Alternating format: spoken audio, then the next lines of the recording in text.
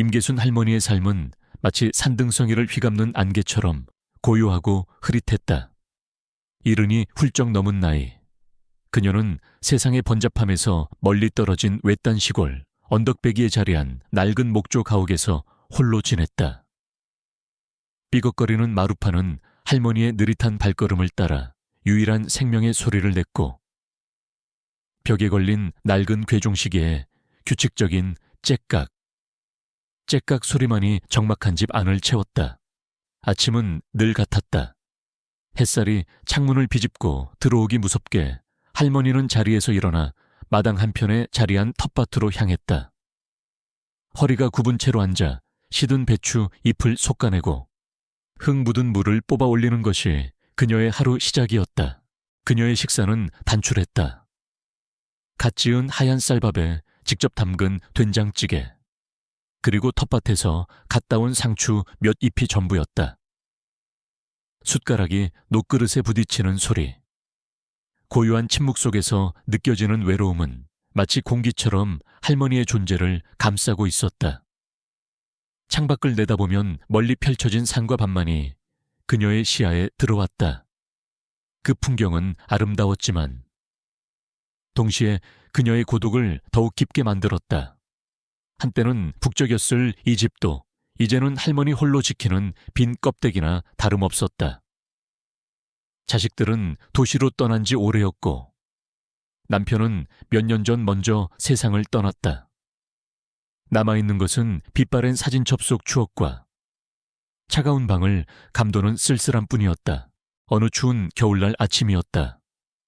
뼛속까지 스며드는 한기에 할머니는 두터운 털옷을 여미고 텃밭으로 나섰다.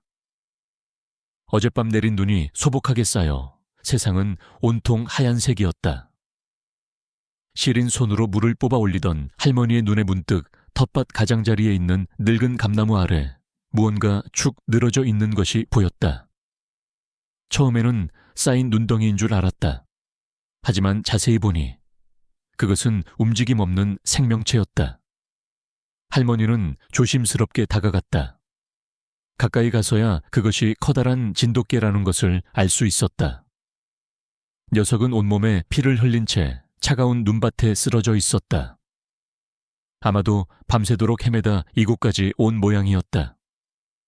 희미하게 들숨과 날숨을 반복하는 것으로 보아 아직 숨은 붙어있는 듯 했다. 할머니의 가슴 한구석에서 잊고 지냈던 온기가 피어올랐다.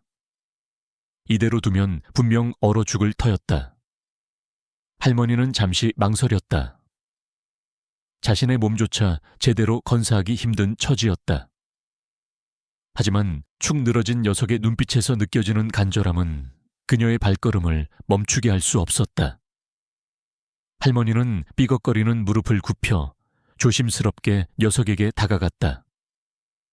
차가운 손으로 녀석의 몸을 만져보니 천은 거의 느껴지지 않았다. 할머니는 주변을 둘러보았다. 아무도 없었다. 이 넓은 세상에서 이 상처 입은 생명을 도와줄 리는 자신밖에 없다는 것을 직감했다. 에고, 불쌍한 것, 여기까지 어떻게 왔을꼬? 할머니는 작게 중얼거렸다. 그리고는 녀석의 축 늘어진 몸을 들어 올리려 애썼다. 녀석은 생각보다 훨씬 무거웠다. 앙상한 팔다리에 힘을 주어 간신히 몸을 일으켜 세웠지만 금세 휘청거렸다. 몇 번의 시도 끝에 할머니는 간신히 녀석을 품에 안았다. 피 묻은 털이 그녀의 낡은 옷에 스며들었지만 할머니는 아랑곳하지 않았다. 조심스러운 발걸음으로 녀석을 집 안으로 옮겼다.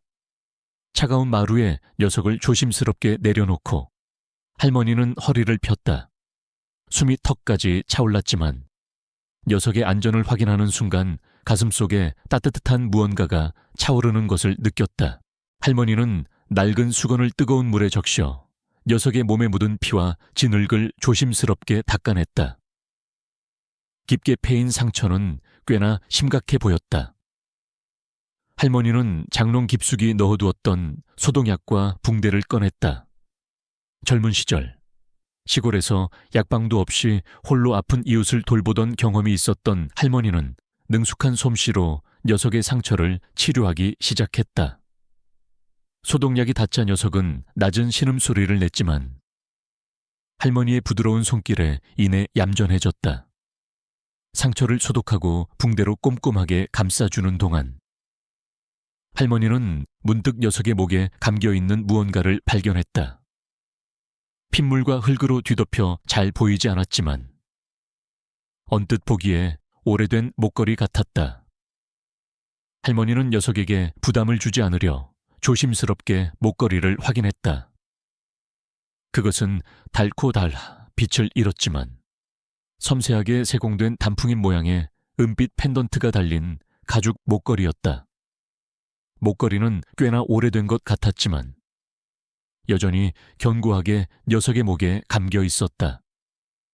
할머니는 잠시 그것을 들여다보았다. 이 외딴 시골과는 전혀 어울리지 않는 어딘가 고귀한 느낌을 주는 물건이었다. 녀석의 정체가 궁금했지만 할머니는 일단 치료가 우선이라고 생각하며 다시 붕대를 감는 데 집중했다. 치료를 마친 할머니는 부엌으로 향했다. 냉장고에 남아있던 찬밥과 어제 남은 국을 데워 녀석의 앞에 놓아주었다. 녀석은 힘겹게 머리를 들더니 꼬리를 아주 미약하게 흔들었다. 할머니는 녀석의 곁에 앉아 조용히 먹는 모습을 지켜보았다. 녀석이 밥알 하나하나를 힘겹게 삼키는 모습을 보며 할머니의 눈가에는 이슬이 맺혔다. 오랜만에 느껴보는 따뜻한 온기였다. 고독으로 굳어버렸던 할머니의 마음이 조금씩 녹아내리는 듯했다. 녀석은 허겁지겁 밥을 먹더니 이내 바닥에 쓰러지듯 잠이 들었다. 할머니는 낡은 이불을 가져와 녀석의 몸을 덮어주었다. 작고 아늑한 불빛 아래 할머니와 진돗개는 비로소 이 세상에서 서로의 존재를 위로해주는 유일한 존재가 되었다. 할머니는 그날 밤 녀석의 곁을 지키며 아주 오랜만에 깊은 잠에 빠져들었다. 그녀의 삶에 작은 파동이 시작된 순간이었다. 임계순 할머니의 낡은 목조 가옥에 봄이 찾아오는 듯했다. 할머니의 보살핌 덕분에 진돗개는 놀라운 속도로 회복했다. 녀석은 더 이상 죽어가던 모습이 아니었다. 상처는 아물었고 윤기 흐르는 털은 햇빛에 반사되어 빛났다. 녀석은 할머니의 뒤를 졸졸 따라다니며 꼬리를 흔들었고 할머니가 밭일을 할 때면 옆에 앉아 묵묵히 지켜보았다. 할머니는 녀석에게 바람이라는 이름을 붙여주었다. 들판을 자유롭게 뛰어다니는 바람처럼 힘차게 살아가라는 뜻이었다. 바람이 할머니의 삶에 들어온 후로 괴종시계의 째깍 소리 외에 생기 넘치는 소리가 더해졌다. 바람이 짖는 소리, 할머니와 장난치는 소리, 그리고 할머니가 바람에게 조용히 말을 건네는 소리들이었다. 할머니의 얼굴에도 오랜만에 잔잔한 미소가 번졌다. 그러던 어느 화창한 오후였다. 멀리서부터 엔진 소리가 점점 가까워지더니 이 한적한 시골길에서는 좀처럼 보기 힘든 새까만 고급 세단 한 대가 할머니 집 앞에 멈춰 섰다. 차에서 내린 사람은 40줄은 되어 보이는 말끔한 정장 차림의 남자였다. 그는 깍듯하게 다듬어진 헤어스타일에 단정한 외모를 하고 있었지만 어딘지 모르게 깊은 슬픔과 고뇌가 그의 얼굴에 그림자처럼 드리워져 있었다. 남자는 조심스러운 발걸음으로 할머니의 낡은 대문 앞에 섰다. 할머니는 텃밭에서 무언가를 심고 있다가 인기척에 고개를 들었다. 이런 외진 곳에 누가 찾아올 일은 거의 없었다. 더욱이 저렇게 비싼 차림의 남자는 상상조차 할 수 없었다. 할머니는 잠시 경계하는 눈빛으로 남자를 바라보았다. 바람은 남자를 보자마자 낮게 으르렁거리며 할머니의 뒤로 몸을 숨겼다. 남자는 공손하게 허리를 굽히며 입을 열었다. 그의 목소리에는 어딘가 모를 간절함이 묻어 있었다. 할머니, 안녕하십니까? 혹시 이 근방에서 진돗개를 보신 적이 있으신지요? 저의 반려견인데. 며칠 전부터 실종되어서 애타게 찾고 있습니다. 남자의 시선은 할머니 뒤에 있는 바람에게 닿았다. 바람은 여전히 경계심을 풀지 않고 있었지만 남자의 눈빛은 확신으로 가득 차 있었다. 할머니는 남자의 눈에서 풍기는 애절함에 마음이 약해졌다. 아이고, 이 녀석 말이여. 할머니는 바람을 손으로 가리켰다. 남자의 눈이 휘둥그레졌다. 그는 성큼성큼 다가와 바람에게 손을 내밀었다. 바람아, 네, 바람이 네가 여기 있었구나. 남자는 떨리는 목소리로 바람의 이름을 불렀다. 바람은 여전히 으르렁거렸지만 남자의 손길이 닿자 이내 꼬리를 흔들기 시작했다. 그리고는 남자의 품에 안겨 얼굴을 비볐다. 남자의 눈에서는 굵은 눈물이 뚝뚝 떨어졌다. 그는 바람을 한참 동안 끌어안고 놓아주지 않았다. 남자는 자신을 김민준이라고 소개했다. 그는 서울에서 성공한 사업가였고 바람은 단순한 반려견이 아니라 그의 돌아가신 아버지가 생전에 가장 아끼던 개였으며 집안의 상징과도 같은 존재라고 설명했다. 며칠 전 바람이 갑자기 사라진 후 온 집안이 발칵 뒤집혔고 그는 밤낮으로 바람을 찾아 헤맸다고 했다. 죽어가는 바람을 할머니가 살려주신 것에 대해 김민주는 진심으로 고개 숙여 감사했다. 그는 할머니의 은혜에 보답하고 싶다고 간절히 말했다. 할머니는 그의 말에 당황했다. 아이고, 보답은요. 당연히 할 일을 했을 뿐인데요. 그저 불쌍해서 거둬줬을 뿐이니께요. 할머니는 손사래를 쳤다. 그녀는 익숙하지 않은 상황에 어색함을 느꼈다. 평생을 소박하게 살아온 할머니에게 김민준의 번지르르한 말과 번쩍이는 차는 부담스럽기만 했다. 하지만 김민준의 눈에는 슬픔과 함께 어떤 간절함이 담겨 있었다. 할머니는 그 눈빛에서 단순히 개를 찾은 기쁨을 넘어선 더 깊은 사연이 있음을 직감했다. 김민주는 할머니에게 거듭 감사 인사를 전하며 말했다. 할머니, 사실 바람이는 저희 집안에 아주 중요한 의미를 지닙니다.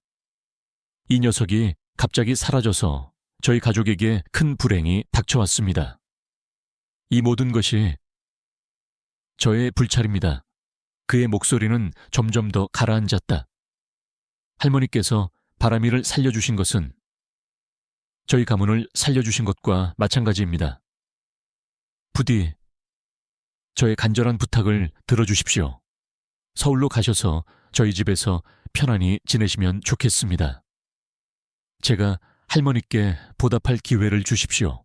할머니는 깜짝 놀랐다. 서울이라니. 평생 이 시골을 떠나본 적 없는 할머니에게 서울은 미지의 세계였다. 더욱이 낯선 사람의 집에서 산다는 것은 상상조차 할 수 없는 일이었다. 할머니는 단호하게 거절하려 했다. 아이고 사장님, 저는 이 시골에서 평생을 살아서요. 서울은 갈 엄두도 못 내고 남의 집에서 폐만 끼칠 뿐인데요. 하지만 김민주는 포기하지 않았다. 그는 할머니의 손을 잡고 눈물을 글썽이며 애원했다. 할머니, 제발요. 제가 할머니께 큰 빚을 졌습니다.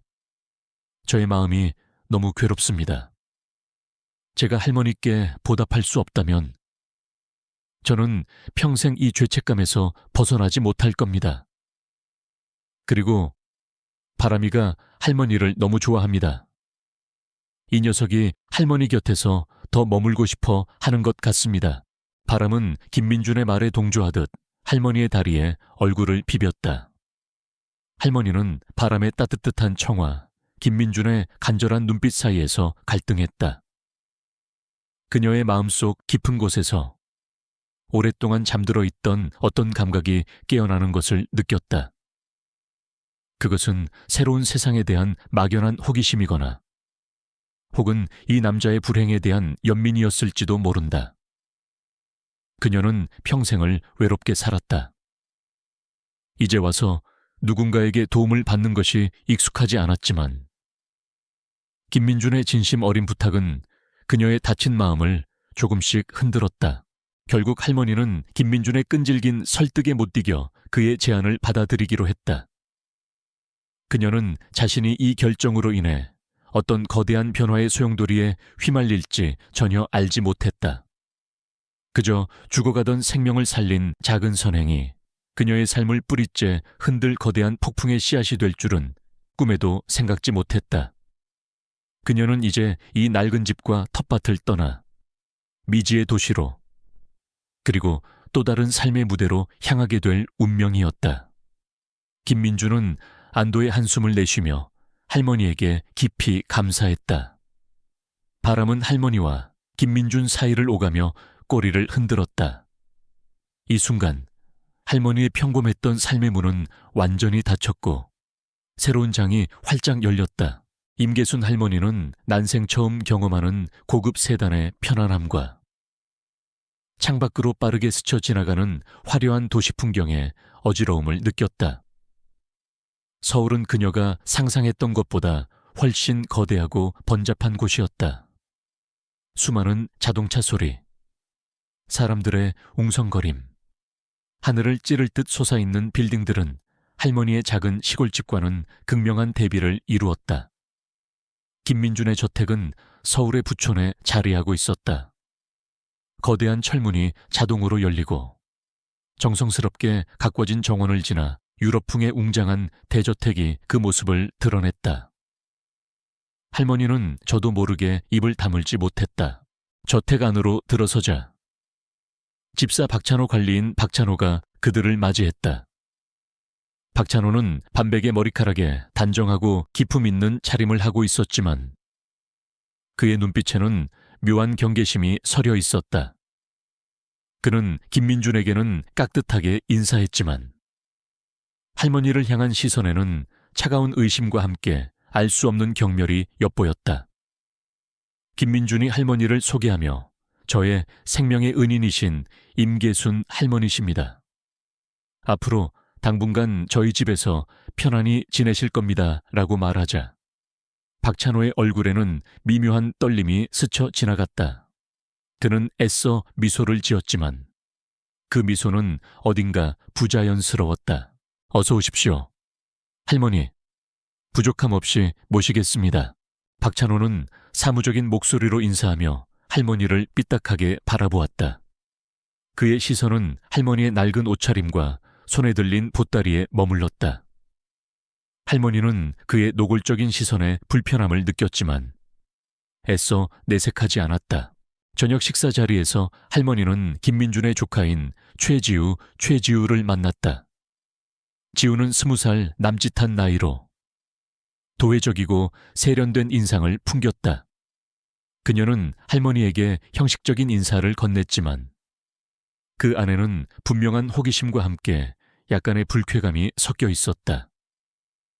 그녀는 할머니가 어떤 사람인지, 왜 갑자기 이 집에 오게 되었는지 궁금해하는 듯했다. 할머니께서 바람이를 구해주셨다고 들었어요.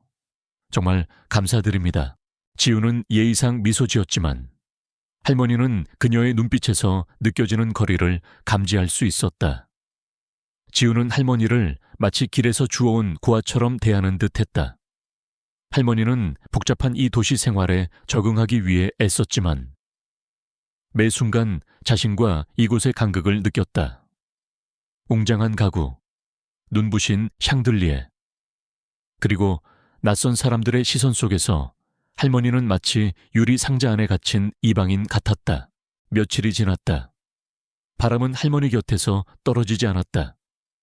할머니는 바람과 함께 저택의 넓은 정원을 산책하거나 거실에 앉아 바람의 털을 빗어주며 시간을 보냈다. 그러던 어느 날이었다. 바람이 갑자기 이상 증세를 보이기 시작했다. 녀석은 밥을 먹지 않고 축 늘어져 구석에 웅크리고 있었다. 눈빛은 초점을 잃었고 몸을 만지면 낮게 으르렁거렸다. 김민주는 깜짝 놀라 유명한 수의사들을 모두 불렀다. 여러 명의 수의사가 바람을 진찰했지만 아무도 정확한 병명을 알아내지 못했다. 수의사들은 스트레스성 증상이라고 추정할 뿐이었다. 도대체 무슨 일이야? 바람이가 왜 저러는 거지? 김민주는 초조한 얼굴로 발을 동동 굴렀다. 바람은 그의 손길마저 거부하며 더욱 깊은 곳으로 숨으려 했다. 이때 할머니가 조심스럽게 바람에게 다가갔다. 박찬호와 김민주는 할머니의 행동을 지켜보았다. 할머니는 바닥에 웅크린 바람의 곁에 무릎을 꿇고 앉았다. 할머니의 손이 바람의 머리에 닿자 바람은 낮은 경계의 소리를 냈다. 하지만 할머니는 개의치 않았다. 그녀는 바람의 눈을 가만히 들여다보았다. 바람의 눈동자는 깊은 슬픔과 함께 어떤 공포가 서려 있는 것을 할머니는 느꼈다. 할머니는 조용히 입을 열었다. 그녀의 목소리는 낮고 부드러웠다. 마치 자장가를 부르듯 할머니는 바람의 귀에 대고 알 수 없는 말을 속삭였다. 그것은 오래된 시골의 전설처럼 들리기도 하고 혹은 할머니만이 아는 어떤 언어 같기도 했다. 할머니는 바람의 털을 부드럽게 쓰다듬으며 계속해서 속삭였다. 그러자 놀라운 일이 벌어졌다. 바람의 눈동자의 초점이 돌아오기 시작했다. 녀석의 몸에서 긴장이 풀리고 낮게 으르렁거리던 소리도 잦아들었다. 바람은 할머니의 품으로 파고들어 얼굴을 비볐다. 마치 오랜 친구를 만난 듯 깊은 안도감에 젖은 표정이었다. 김민주는 이 광경을 믿을 수 없다는 듯 멍하니 바라보았다. 그는 수많은 수의사들이 실패했던 일을 할머니가 해낸 것에 경악했다. 그의 눈에는 놀라움과 함께 깊은 감사가 차올랐다. 할머니, 이게 어떻게 된 일입니까? 바람이가 할머니 말을 알아듣는 것 같아요. 김민주는 떨리는 목소리로 말했다. 옆에서 이 모든 것을 지켜보던 박찬호의 얼굴은 창백하게 굳어졌다. 그의 눈빛에는 경악과 함께 노골적인 질투심과 분노가 드러났다. 그는 할머니의 행동을 이해할 수 없었다.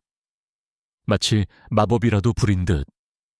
바람을 진정시킨 할머니의 모습은 박찬호에게 위협적으로 느껴졌다.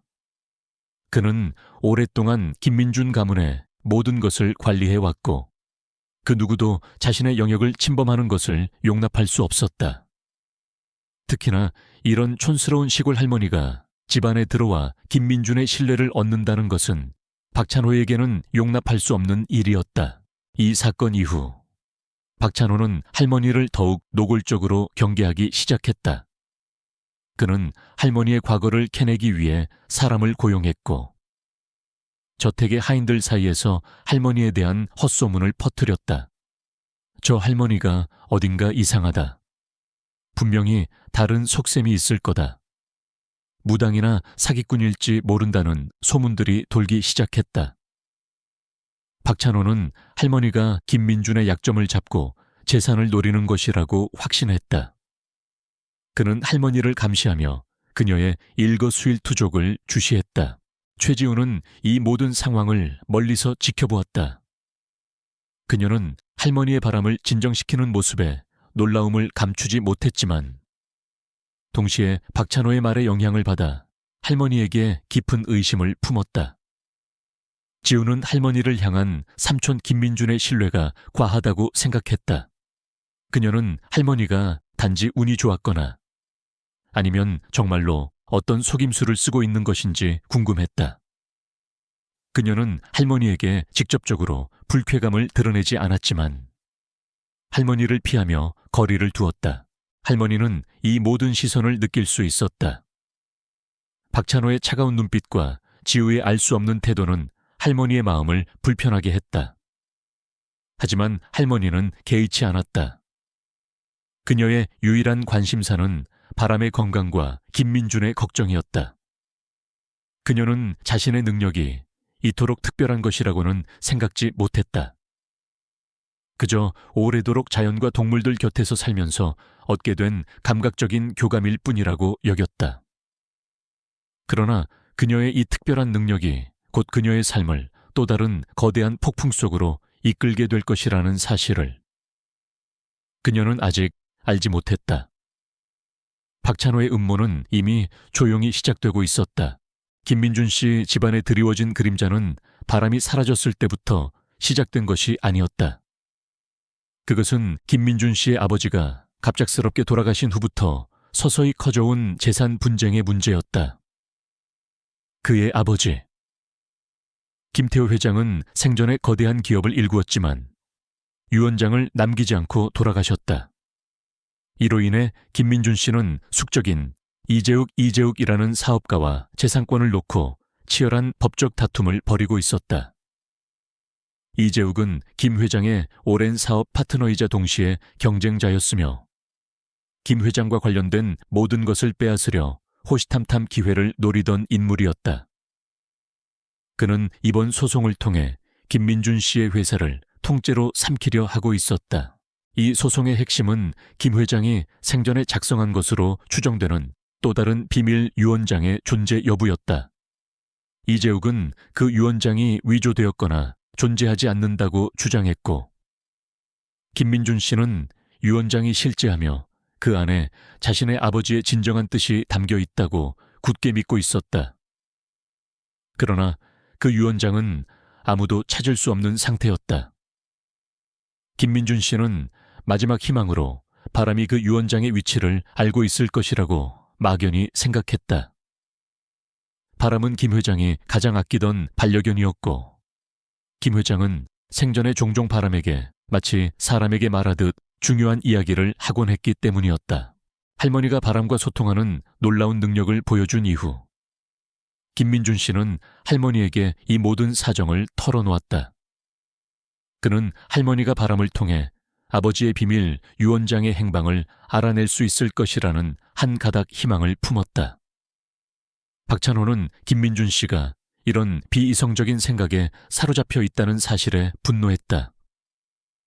그는 김민준 씨의 그런 행동이 가문을 망칠 것이라고 생각했고, 할머니가 교묘하게 김민준 씨를 조종하고 있다고 확신했다.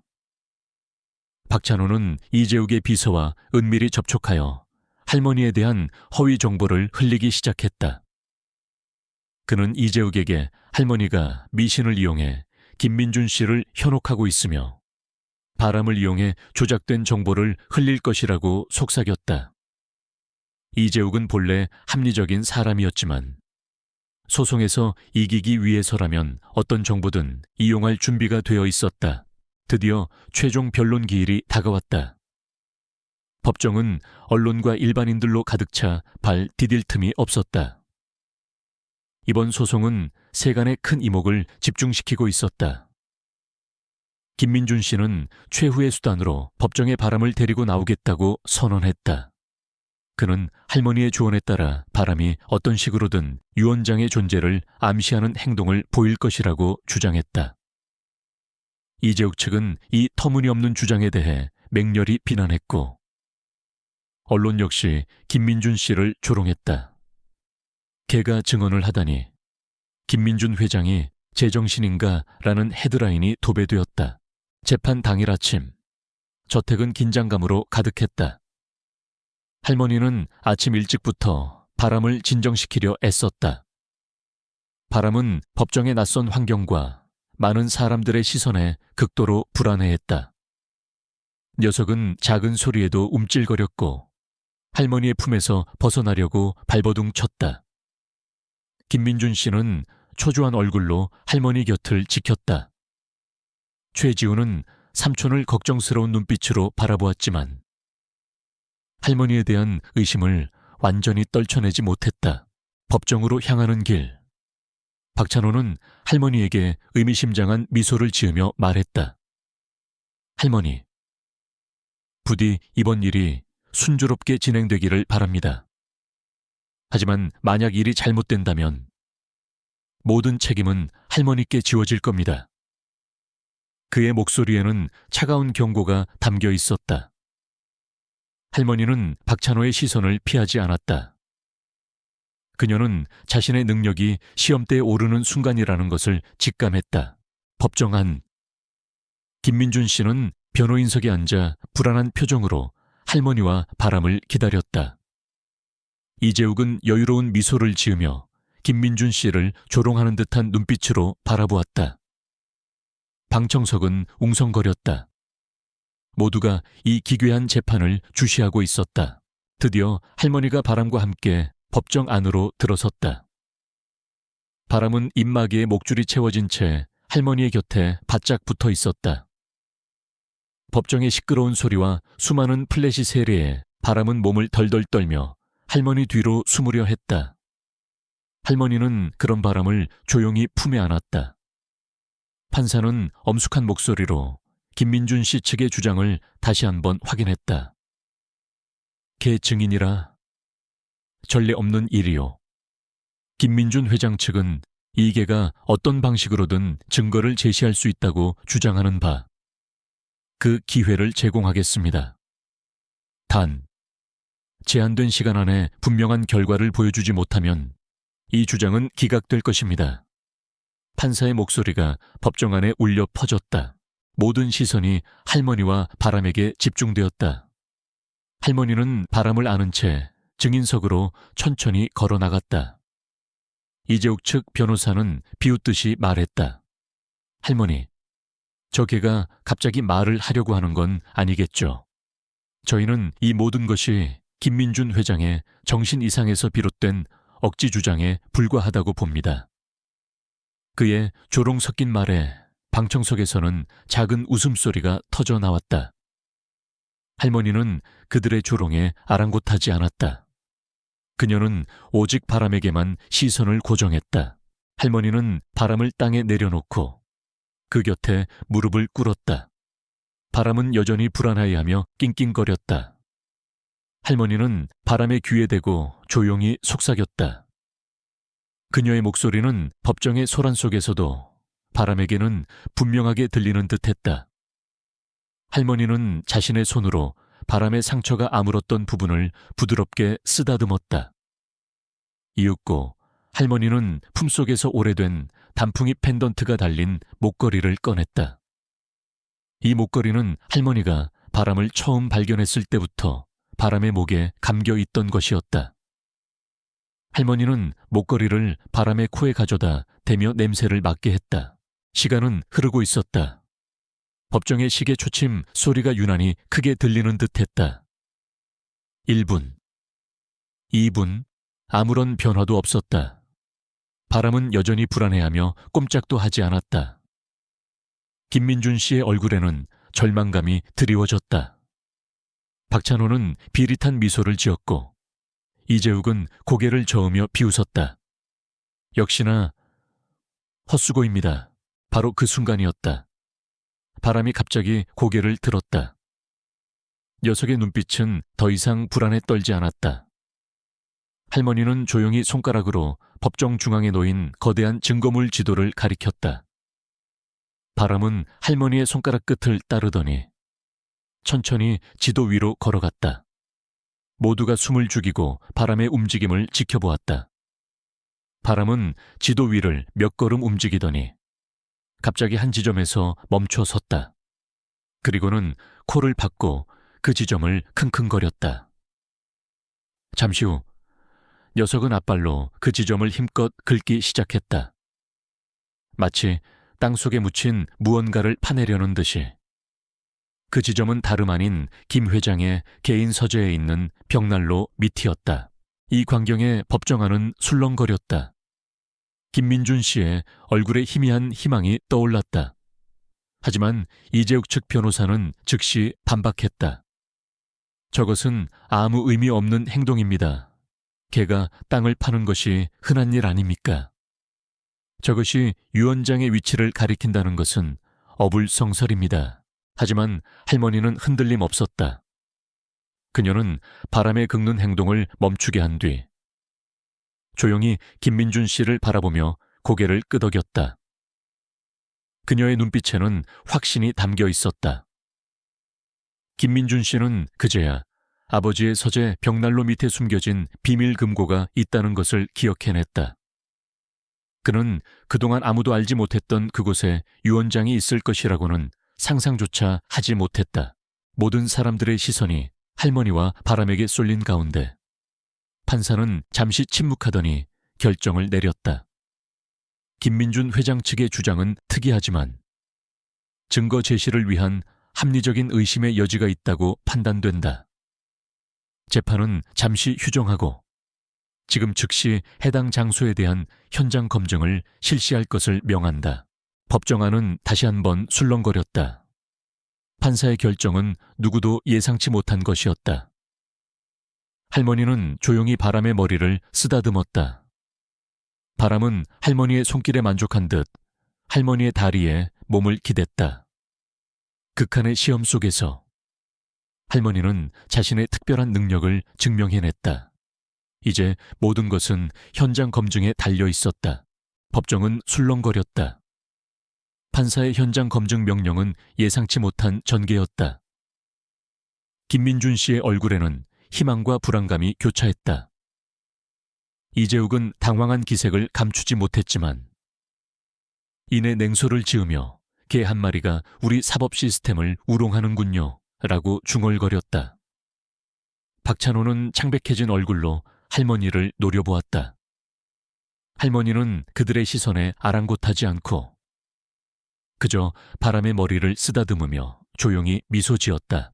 법정 관계자들과 변호인단 그리고 주요 언론사 기자들이 김민준 회장의 저택으로 급히 이동했다. 저택의 서재는 평소처럼 고요했지만 이제는 숨막히는 긴장감으로 가득 찼다. 모든 사람들의 시선은 할머니와 바람, 그리고 벽난로에 고정되었다. 김민준 씨는 불안한 눈빛으로 할머니를 바라보았다. 그는 아직도 반신반의하는 듯했다. 최지우는 조용히 뒤에 서서 이 모든 과정을 지켜보았다.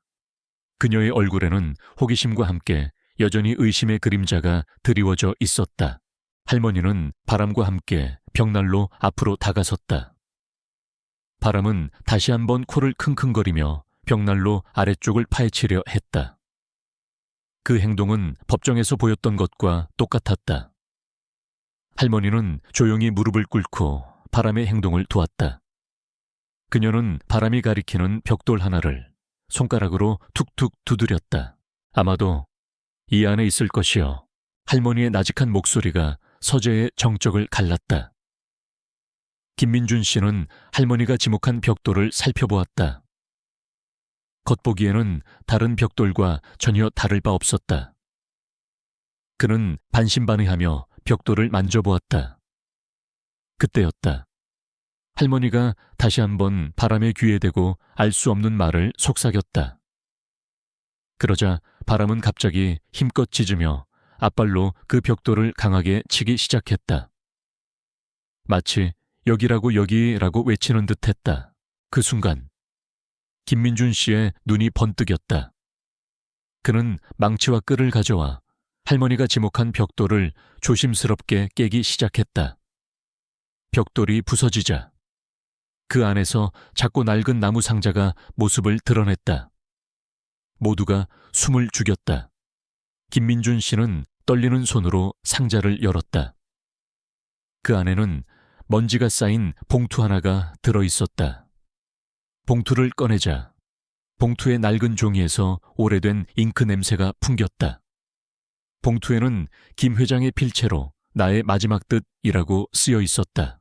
김민준 씨는 봉투를 열고 안에 든 유언장을 꺼냈다.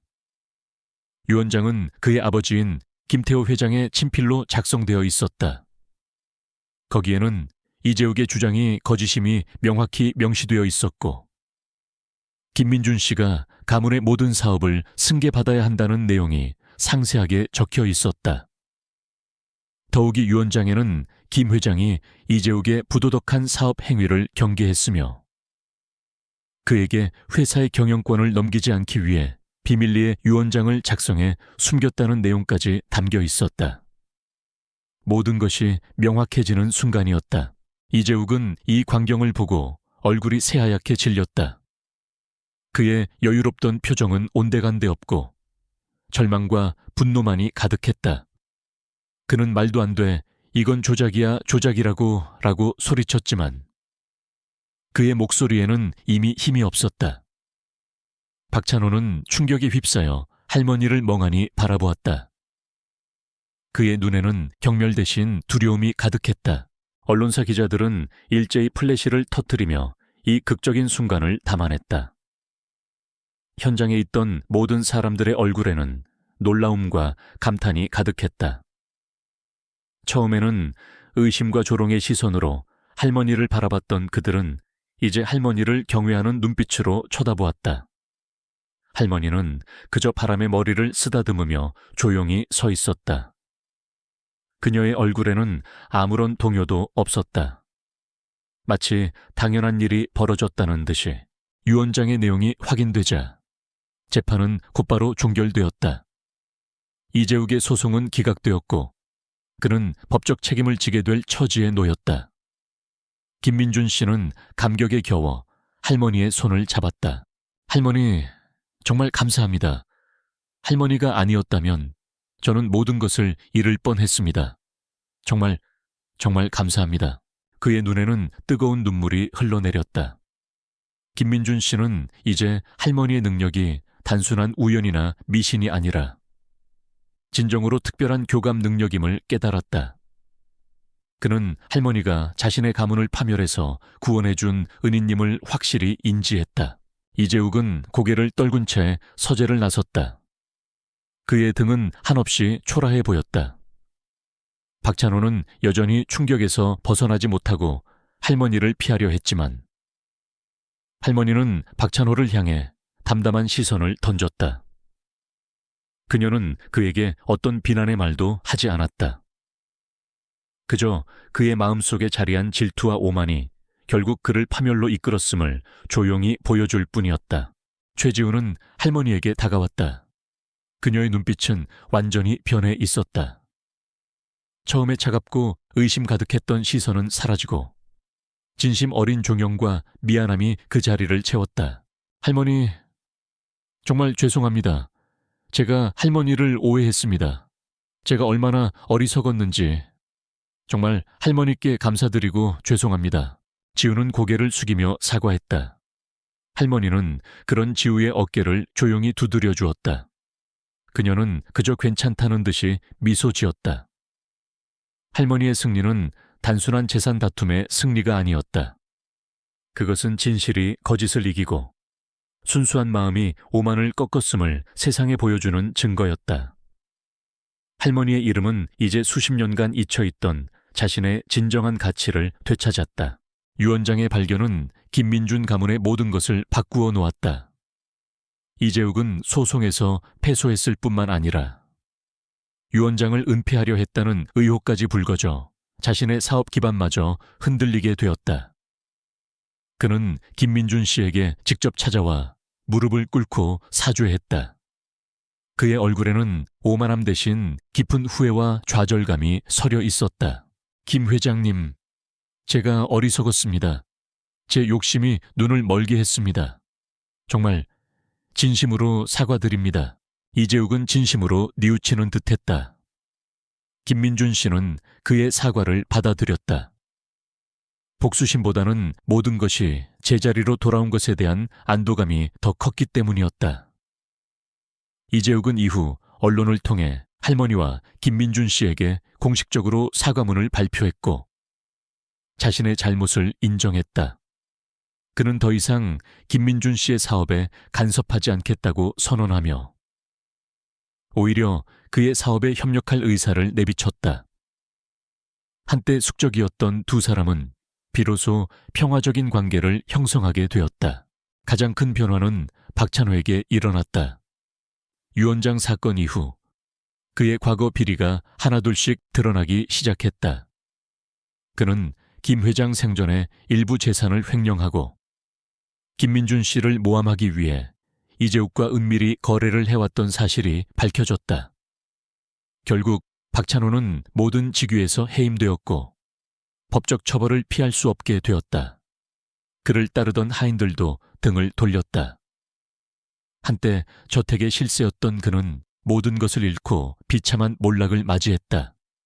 할머니는 그의 몰락을 보며 아무 말도 하지 않았다. 그저 그의 눈빛에 담긴 공허함을 느낄 뿐이었다.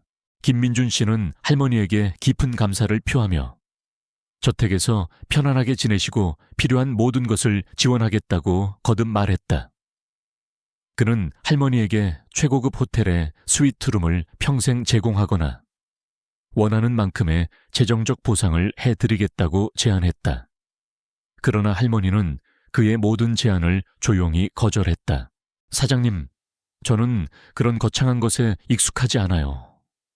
그저 바람이가 건강하게 잘 지내면 그걸로 됐어요. 할머니는 손사래를 쳤다. 김민준 씨는 할머니의 진심을 알아차렸다. 할머니는 물질적인 것에 욕심이 없는 사람이었다. 그는 할머니의 깊은 뜻을 이해하려 노력했다. 어느 날, 김민준 씨는 할머니와 함께 바람을 처음 발견했던 시골집의 감나무 아래 앉았다. 바람은 할머니의 무릎에 머리를 기댄 채 평화롭게 잠들어 있었다. 김민준 씨는 따뜻한 차 한 잔을 할머니께 건네며 조용히 입을 열었다. 할머니, 제 아버지가 바람이를 얼마나 아끼셨는지 모릅니다. 바람이는 단순히 개가 아니라 저희 가문의 운명과도 같은 존재였습니다. 바람이가 사라지고 제가 모든 것을 잃을 위기에 처했을 때 할머니께서 나타나 바람이를 살려주셨고 동시에 저희 가족도 살려주셨습니다. 할머니의 특별한 능력이 아니었다면 저는 평생 아버지의 진정한 뜻을 알지 못했을 겁니다. 김민준 씨의 목소리에는 진심이 가득했다. 할머니는 잔잔한 미소를 지었다. 나는 그저 내 눈에 밟히는 불쌍한 생명을 외면할 수 없었을 뿐이여. 오래도록 혼자 살다 보니 저 녀석이 꼭 나갔다는 생각이 들었거든. 할머니는 바람의 머리를 쓰다듬었다. 하지만 덕분에 사장님도 만나고 이런 복잡한 세상을 구경도 해보고 나도 오랜만에 사람 사는 재미를 느끼는 것 같구먼. 할머니의 말에 김민준 씨는 감동했다.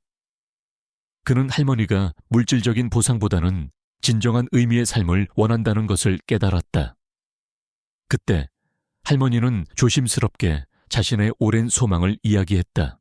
사장님, 저는 평생을 이곳 시골에서 살았어요. 이곳에는 저처럼 혼자 사는 노인들도 많고 버려지는 동물들도 많아요. 저는 그저 그들을 조금이나마 도우며 살아가고 싶어요. 저에게 돈을 주시는 것보다 그들을 도울 수 있는 길을 열어주시는 것이 저에게는 더 큰 보답이 될 것 같아요. 할머니의 눈빛은 진심으로 빛나고 있었다. 김민준 씨는 할머니의 말에 깊이 감동했다. 그는 잠시 생각에 잠기더니 이내 결심한 듯 고개를 끄덕였다. 할머니, 좋은 생각이십니다. 제가 할머니의 뜻을 따르겠습니다. 할머니의 이름을 딴 재단을 만들겠습니다. 개순재단. 버려진 영혼들의 안식처가 될 수 있도록 제가 전폭적으로 지원하겠습니다. 김민준 씨는 할머니에게 따뜻한 미소를 지었다. 그는 단순한 물질적 보상을 넘어 할머니의 진정한 소망을 이루어주는 것이야말로 가장 큰 은혜를 갚는 길임을 깨달았다. 개순재단은 버려진 동물들을 보호하고 돌볼 사람 없는 외로운 노인들을 돕는 것을 목표로 할 것이었다.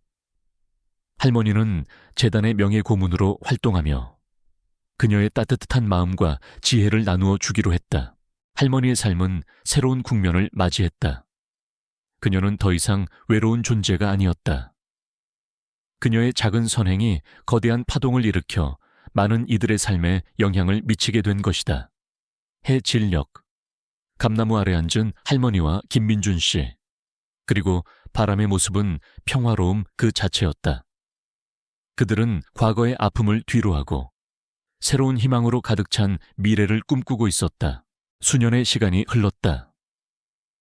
임계순 할머니의 삶은 마치 얼어붙었던 대지가 해빙기를 맞아 푸른 새싹으로 뒤덮이듯 찬란한 두 번째 봄을 맞이했다.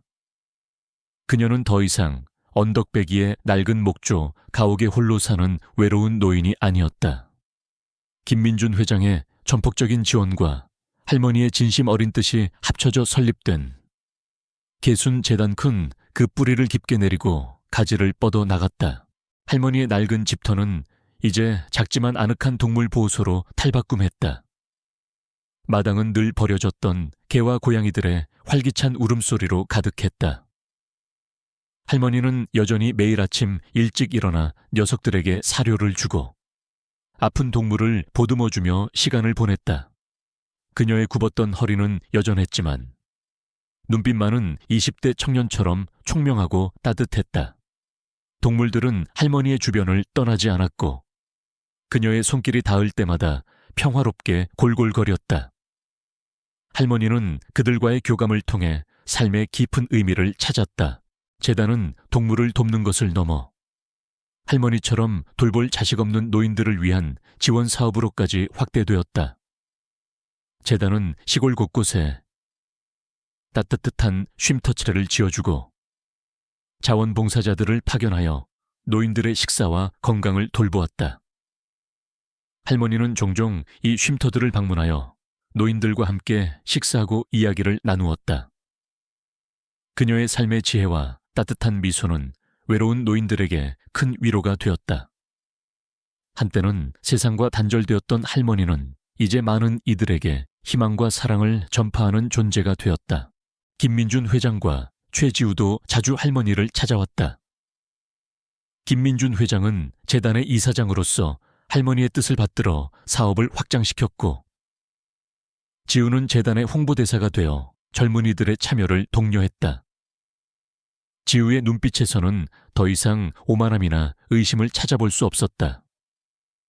그녀는 할머니를 진심으로 존경하고 따랐으며 할머니는 그런 지우를 친손녀처럼 아끼고 사랑했다.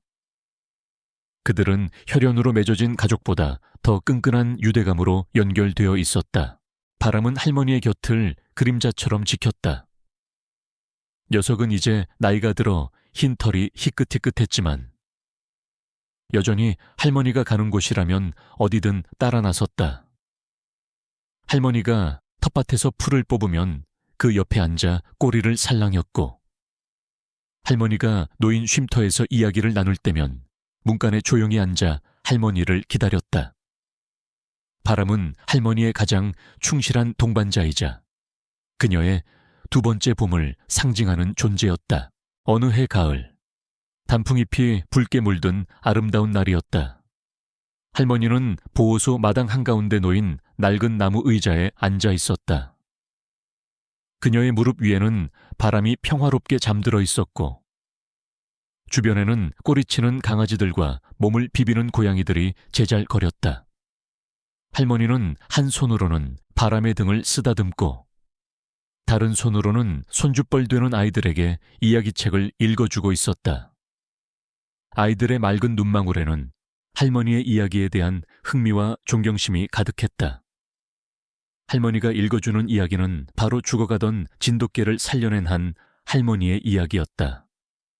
그녀는 자신의 삶을 이야기하며 작은 선행이 어떻게 거대한 변화를 일으킬 수 있는지, 그리고 진심 어린 마음이 얼마나 큰 힘을 가졌는지 아이들에게 가르쳐 주었다. 노을이 붉게 물들기 시작했다. 주황빛 햇살이 할머니의 흰 머리카락과 바람의 털 위로 내려앉았다. 할머니는 아이들에게 책을 덮으며 말했다.